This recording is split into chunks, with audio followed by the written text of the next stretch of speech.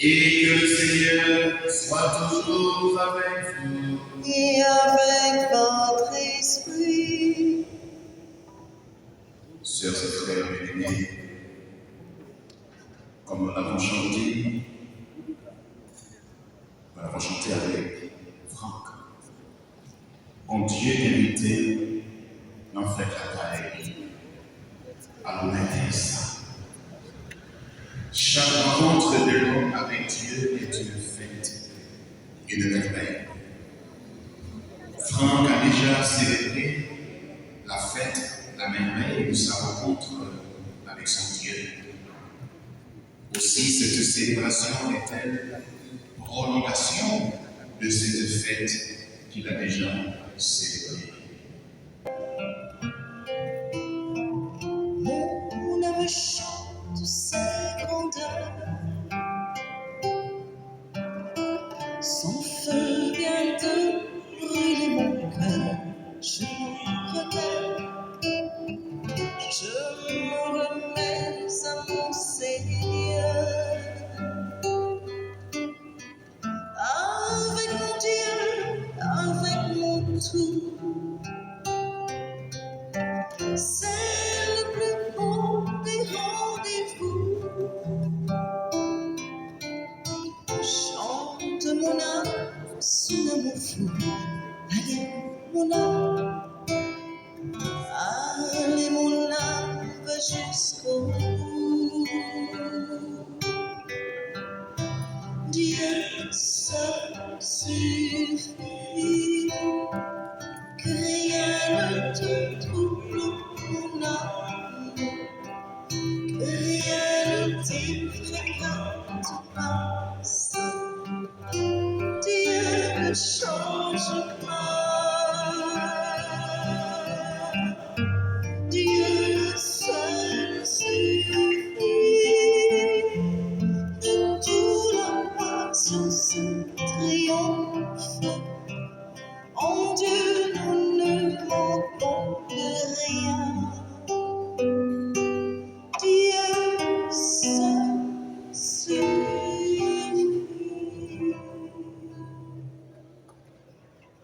Père infiniment bon, nous te confions maintenant celui qui parvient au sein de la maison de foi chrétienne, car la nuit de la mort ultime à nos yeux, que se lève pour lui ton soleil sans déclin.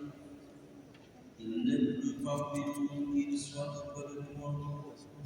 Nous savons ta promesse, tu accueilles, tu comportes. N'est-il pas ton enfant depuis ce premier jour où les autres baptêmes ont donné la vie? Par l'amour de ton Fils, il t'appartient déjà, qu'il vive en ta présence et partage ta gloire. Dieu notre Père, fortifie notre foi et notre espérance, tandis que nous avons. Le Seigneur a créé la gloire à profusion. Il manifeste sa grandeur depuis toujours. C'étaient des souverains du royaume, des hommes renommés pour leur puissance, des conseillers clairvoyants, des messagers de prophétie, des guides du peuple par leur conseil, leur compétence à l'instruire et les sages paroles de leur enseignement. Ils inventaient des chants mélodieux et mettaient par écrit des récits poétiques. C'étaient des hommes riches et influents qui vivaient paisibles dans leur domaine. Tout cela a connu la gloire en leur temps. Franck Etienne, qui laisse derrière lui un souffle, un cri qui jamais ne s'éteindra. Quand on parle de Franck Etienne, le premier mot qui vient à l'esprit, c'est géant. Dans le paysage littéraire, il est un massif à lui seul, avec une œuvre prolifique et vertigineuse. Sa production littéraire, forte d'une soixantaine de titres, témoigne d'une créativité inépuisable et d'un engagement sans faille. Elle s'impose à l'admiration des connaisseurs du monde entier, disséquée et analysée dans les départements de lettres des plus grandes universités. Depuis des décennies, Franck Etienne était un prétendant légitime au prix Nobel de littérature. Franck Etienne est aussi l'homme qui a dit non. Non à la dictature. Non aux injustices de toutes sortes. Non à l'étouffement de la pensée et de la liberté. Son rêve était de voir notre terre devenir un espace où l'homme pourrait se tenir debout, sans honte, sans peur, à la hauteur de sa propre dignité. L'Église lui rend hommage ce matin parce que Franck Etienne, comme Saul sur la route de Damas, a été touché par l'amour de Dieu et il y a répondu. J'ai eu le privilège d'entendre moi-même le témoignage de sa conversion au terme d'une célébration eucharistique à laquelle il participait au mois de janvier 2021 avec son épouse chez les sœurs de Saint-Paul de Chartres à Delma. Franck a raconté publiquement avec des mots d'une sincérité admirable l'itinéraire mystérieux qu'il avait conduit à la foi. Ce n'était pas un geste convenu ni un artifice. Il ne pouvait pas retenir ses larmes. J'ai vu un homme habité d'une lumière nouvelle, un homme révélant une foi de lui que Dieu seul sonde les cœurs et il appelle qui il veut quand il veut. Dès lors, il est devenu un disciple missionnaire du Christ, participant régulièrement à la messe aux côtés de son épouse et récitant chaque jour le chapelet. Franck, mon amour, c'est là, endolori, que je t'écris cette ultime lettre avant ton départ pour l'au-delà. Tu n'auras pas à y répondre. Je le ferai pour toi, dans mon cœur. 55 ans, depuis que toi et moi vivons ensemble, respirons le même air, partageons presque tout. Ton ombre géante plane dans la maison, dans le bureau, dans ton atelier. Ton souffle bat encore dans chaque molécule d'air, sur tout ce qui y vit, sur tout ce qui bouge. En tant qu'homme public, tout a déjà été dit sur toi. Ton amour viscéral pour Haïti, ton engagement inconditionnel envers la jeunesse de notre pays, ton attachement à la culture haïtienne, ton amour des hommes et des femmes haïtiennes. Franck, inventeur de mots, inventeur de situations, inventeur de formes et de couleurs. Tu m'as inventé, tu m'as façonné, tu m'as sublimé.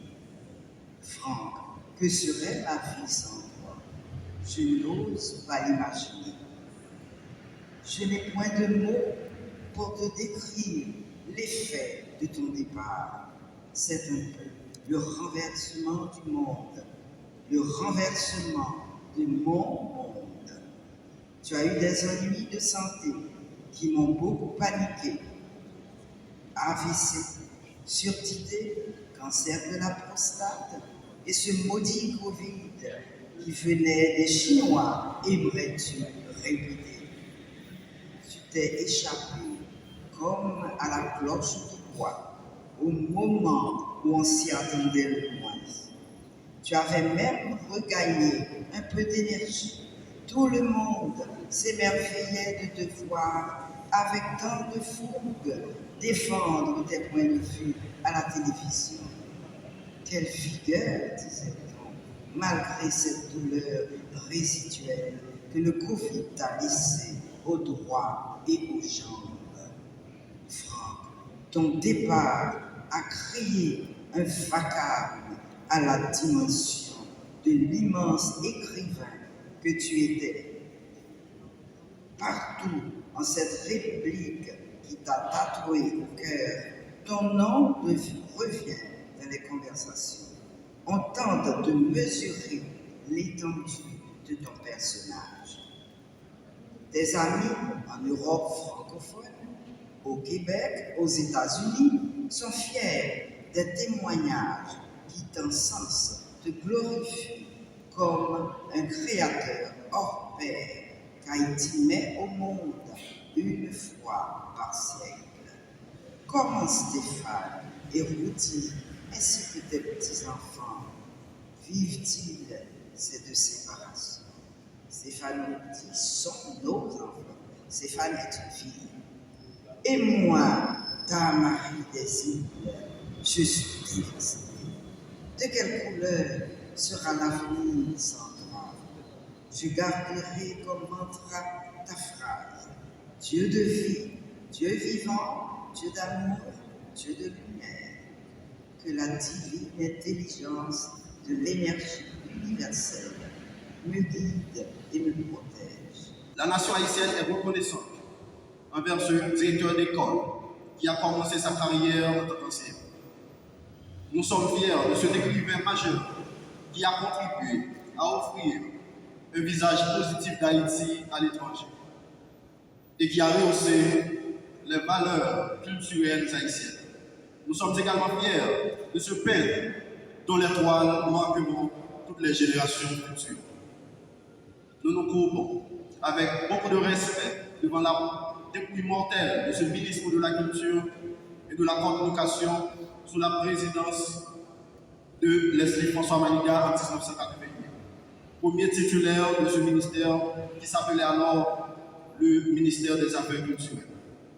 Il a occupé ce poste de responsabilité au sein de l'administration publique durant un court moment, mais un court moment que l'on ne peut oublier. Mesdames et messieurs, le gouvernement haïtien, par la voix de son premier ministre, Alix Tizé, a exprimé sa profonde tristesse face à ce départ. Le ministère de la Culture et de la Communication a organisé une cérémonie d'hommage à Franck Etienne hier, jeudi 27 février, à l'hôtel Montana. Considérant que M. Franck Etienne s'est particulièrement signalé dans la vie culturelle, sociale et politique de la République, considérant que les services rendus par M. Franck Etienne à la République dépassent toute estimation et que la nation haïtienne lui en sera à jamais reconnaissante, il a été arrêté d'honorer sa mémoire par des funérailles nationales. Franck Etienne est un artiste aux multiples talents. Il a marqué la scène littéraire haïtienne par son engagement et sa créativité. Franck Etienne demeure une figure emblématique de l'éducation et de la culture en Haïti. Son engagement envers l'éducation et la culture inspirera les futures générations.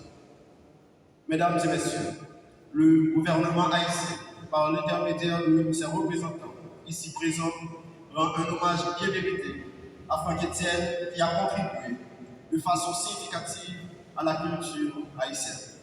Nous présentons toutes nos sympathies à Mme Marie-André Etienne, l'épouse de M. Franck Etienne, aux enfants, petits-enfants, aux proches et amis de Franck et aux membres du secteur culturel national et international. Que l'âme de ce génie mégalomane repose en paix.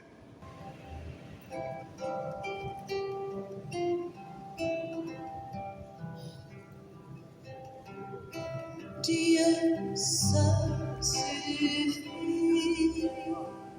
que rien ne te trouble mon âme.